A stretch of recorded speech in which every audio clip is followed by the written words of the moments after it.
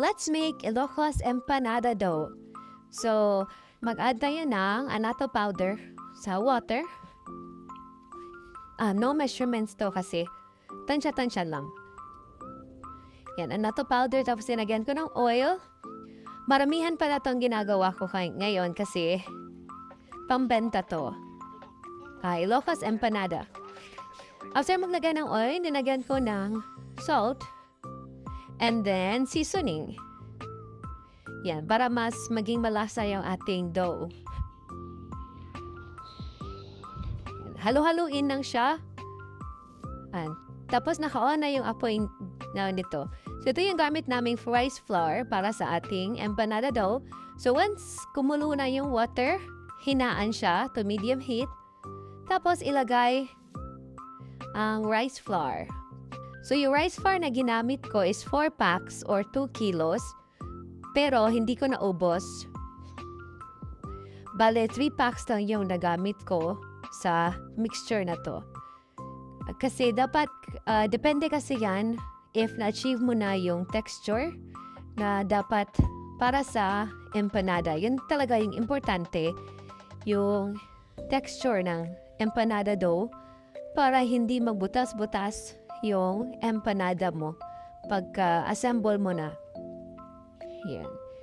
So, gradual lang yung pag-add ng rice flour hanggang ma-achieve mo yung consistency na sa tingin mo, sakto lang yung hindi masyadong dry at hindi din masyadong basa.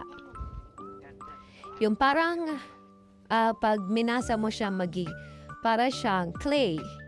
And tapos smooth yung texture niya. Hindi yung dry at saka rough. Smooth siya. Tapos ito, mainit na mainit to, kaya hindi mo to siya mamasa pa. So, ginawa ko, hinalo-halo ko lang siya. Yan.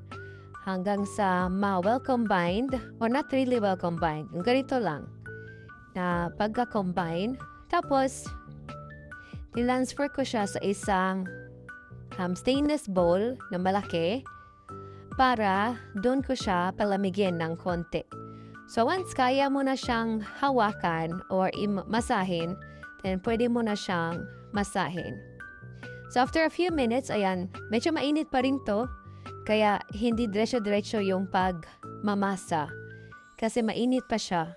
Pero, kaya rin na naridaman. Yan. So, masahin nyo lang siya hanggang sa maging smooth talaga yung dough. Yan. So, mga siguro, matagal-tagal yung pagmasa nito kasi gusto talaga natin i-achieve yung magandang texture ng dough. Isa kasi ito sa pinaka-importanteng ingredient. So, ganyan yung texture na gusto namin para sa empanada dough. Yan, ganyan texture na yan. So, okay na yan. Tapos, i-divide lang namin dinivide namin ito into 3. Tapos, gumawa kami ng 2 batches. Kaya, nagkaroon kami ng 6. Yan. 6 na empanada dough na lulutuin namin bukas. Nilagay namin ito sa ref.